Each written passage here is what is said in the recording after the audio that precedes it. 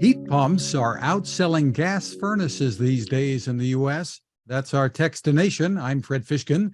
Joining us from Bosch is Roman Wechsler, lead engineer, and product manager, Jakub Kytka. Hi, Fred. Hi, Thanks for having us. Oh, great to see you. Now, Bosch is one of the companies offering some really innovative options when it comes to heat pump technology. I don't know which one of you wants to go first, but give us a bit of an overview here. So basically, our main focus here at Bosch, located in Germany, we are mostly focused on the European market. We do have additional business unit which is dealing with the US market and outside Europe more than we do. But basically, our main focus here in Germany is focused on residential and light commercial applications.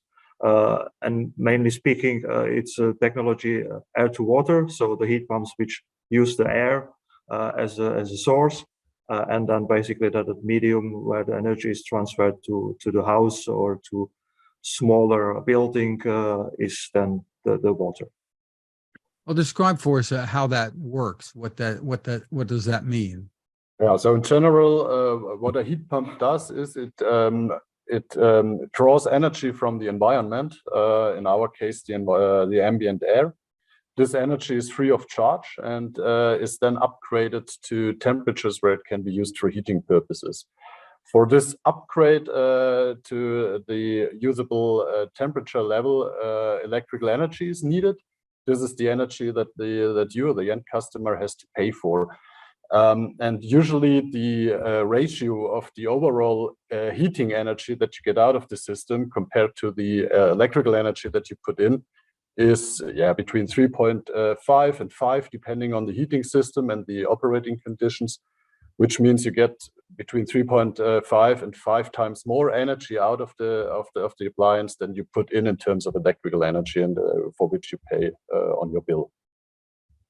Interesting. And there are different types of heat pump systems. And you mentioned air, water, but there are others too. And it can be a little confusing for consumers, I think, because there are different form factors too.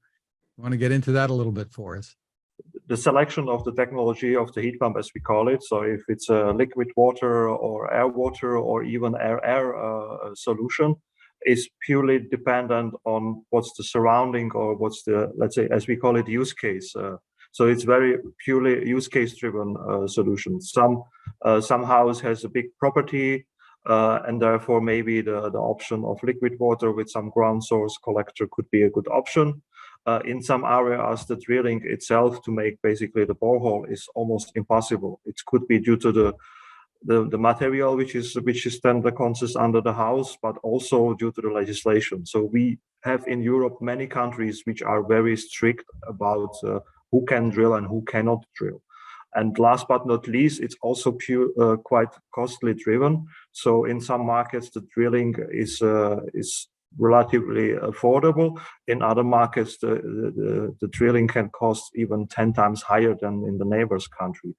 But what we could see or say it's that if we have, let's say, climate where we don't see that often sub-zero temperatures, meaning in Celsius, the main go-to solution is air water, which is not just affordable, but also very easy to install. You don't need any extensive planning. It can be installed by 2 persons. You don't need to have any drilling company involved. And therefore, for this type of markets, which we are currently facing, to replace the gas for the heat pump, it's, I would say, the most suitable one because you do not need to interfere with already existing setup in your house. So it's kind of plug and play in easy words, so to speak.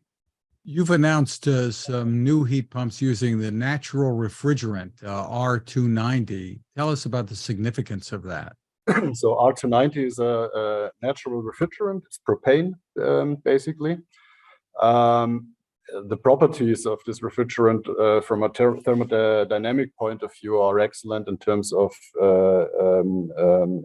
heat pump technology. So you reach high efficiencies, you reach high water flow temperatures, which is especially relevant if you use it in retrofit use cases. And what's also very important is that it's a low GWP refrigerant, which means refrigerant with a low global warming potential. The traditionally used refrigerants such as R410A have a very high global warming potential. I think it's in the thousands, which means 1 kilogram of R410A, if it escapes into the atmosphere, is as bad as a few thousand kilograms of CO2. And in case of propane, the GWP, the global warming potential, is only 3, which is basically nothing because usually not big amounts escape into the atmosphere. So in a nutshell, from a thermodynamic point of view, excellent refrigerant with a low GWP, and therefore also future safe in terms of already ongoing and also in the future coming legislative changes. Yeah. What are some of the key benefits to switching to heat pump technology? What should people know? Yeah, so I would say one benefit is, of course, to follow the path of decarbonization. So especially in Europe, the most of the houses are heated by fossil fuels. It's either natural gas or it can be also oil. And therefore, many countries, mostly driven by European Union, are basically following this path to decarbonize Europe. They are also supporting that with subsidies. So there are several subsidy schemes rolled out across Europe, where you, as an end customer, if you decide to do the switch, meaning replace your gas or oil boiler for renewable energy source, electrified renewable energy source, you get a certain amount of money from the government, and it can actually be even quite significant portion which can be covered by government. So I would say it's a mixture of ecological aspect, as Roman also mentioned, be kind of future-proof. We all know the situation at the moment. Europe is strongly dependent on the gas, which is coming from Russia, but also to have this kind of saving in mind, because as Roman explained before, you are basically paying for 1 kilowatt of energy while you are getting 3 kilowatt and more of the heat out of it. So I think this aspect of getting something for free, it's very resonate in many customers. And especially for people who have maybe solar panels, it can really be economical, right? Exactly, yeah. In that aspect, we also have quite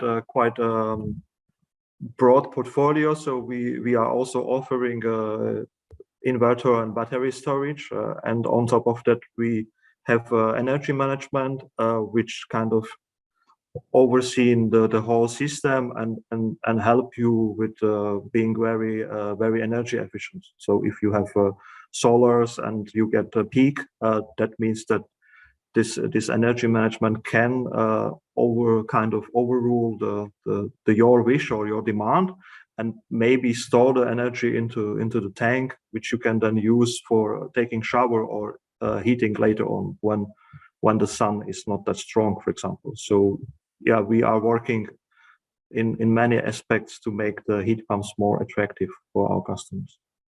So what advantages does Bosch have over, we've got lots of competition in the space, companies that are into the heat pump technology. What advantages do you feel you have here? I mean, one of the main advantages that we aimed for, or the main USPs that we aimed for in the current development and that we also achieved, was to be best in class in terms of sound. So this is especially important in the Middle European market, in new built areas where you have houses very close to each other. And there's a quite strict legislation in Germany, for example, that restricts the location where you are allowed to install a heat pump. depending on the sound it emits and depending to the distance to the neighbor. And I think we are able to, if I'm not mistaken, to install our heat pump within a 2-meter distance from the neighboring ground, which is better than any of the competitors that I'm aware of. So this is definitely one of our USPs, but I think Jakub has some more. You took the most significant one, but of course, to also add, I would say if we look at the competition portfolio or offer in Europe, we see that the heat pumps is basically in everyone's portfolio these days. What we can offer is we made our products completely in Europe. So they are either made in Sweden, Germany, or in Portugal. And we, of course, also see very strong customer base, which is in our case coming mostly from the traditional business, which is gas. And we are trying to work hard to basically transition these customers into buying and selling, of course, heat pumps in the future.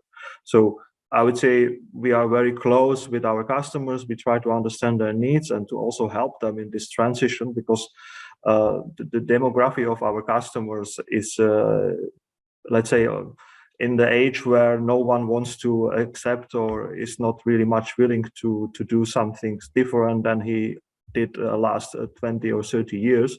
So we are really trying to develop the heat pumps in the way that they are easy to understand, that they are easy to install, and also easy to operate for our end customers. Terrific. And of course, the name says heat pump, but these things also cool as well, don't they? Yes. Yeah, they do. Yeah, I mean, this is a function that is basically available in all of the air-water heat pumps. So yeah, you can use it for cooling, as you already mentioned. Usually this is done in combination with underfloor heating, but you can also do it in combination with fan coils, for example. And yeah, I think it's a really nice add-on feature to the main function of heating. And for homes that have ducts in them that have used like a gas furnace or in the past, is it easy to retrofit this technology? I would say it's easier with the R290 or propane based heat pump than it's with R410. As Roman mentioned, I think at the beginning, the propane also enables us to reach a bit higher flow temperatures. So regarding the retrofit aspect, let's say it's less invasive. So you do not need to do that much adjustments on your house than you would need to do with, let's say, a traditional refrigerant.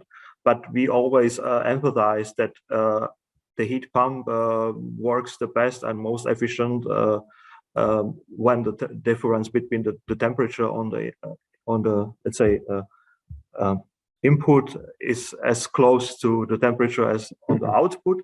So lower the temperature is operated, meaning flow temperature wise, the more efficient the heat pump is. And then of course it's always up to our customer to decide how big the investment he wants to make in order to benefit from that in the future. Roman, did you want to add to that? Yeah, maybe an additional remark regarding air-based heating systems. I think this, if I understood you correctly, this was what you were referring to.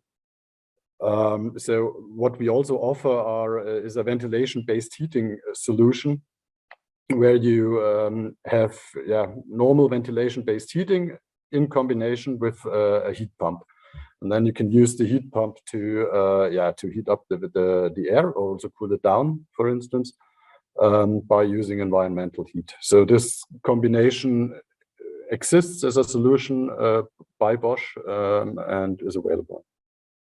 Very interesting. Where is the best place for people to go for more information? Our webpage, of course. So yeah, we have a, I would say, very complex or informative web page.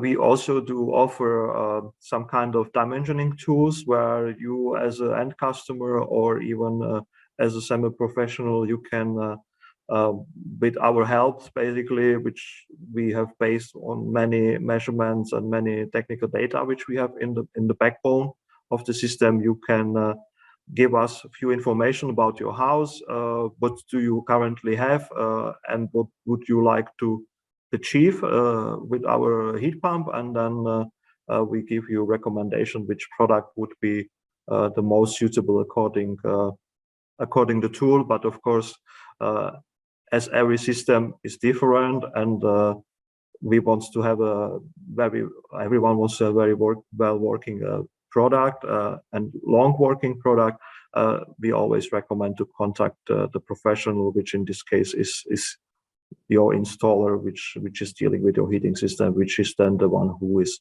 giving you the best suitable or the most suitable product.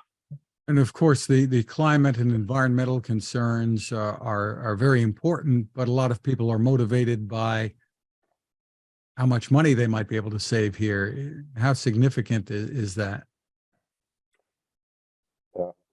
So maybe I can answer from a technical point of view, and Jakub could go in more detail in terms of incentives and so on. So as I mentioned in the beginning, the efficiency of heat pumps is between 3.5 and 5 over an entire year. And that means you have to pay 1 kilowatt hour of electrical energy for 5 kilowatt hours of heating energy. And if you compare this to a gas furnace, for example, I mean, it really depends a lot on the ratio of electrical energy compared to gas energy. So this is, I think, as a rule of thumb, you could say a ratio of 3 or more would be beneficial, or less would be beneficial. 3 to 4 or less, and yeah. I have not much to add. It's also very much dependent on your use case. So what we are currently having, how your house looks like, what are the running conditions, and so on. So we cannot really put any price how much you can save in absolute figures. But of course, there are calculations, and we can also support with that, and our customers can get this advice to look at the specific case always and give some kind of calculation or estimation. Finally, we mentioned at the beginning how fast this is having an impact in the US market. Tell us what's going on there in Germany and Europe when it comes to this technology.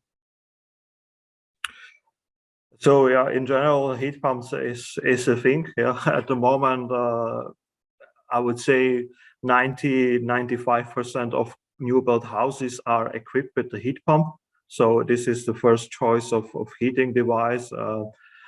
We also see very significant shift in the existing buildings, so as we call it, a renovation market, where people are currently mostly motivated by the government incentives. So the shifts towards electrification and in our case, heat pumps is massive. We see markets which has a 200+% growth in heat pumps compared to last year. So as you also know, the situation at the moment in every industry regarding the supply is challenging, but I think we are on the good track now to deliver to our customers the product which they all are wanting, basically. Well, congratulations on the innovations there and the success that you've had. Jakub and Roman, thank you for spending time with us. Thank you, Fred. thank you for having us.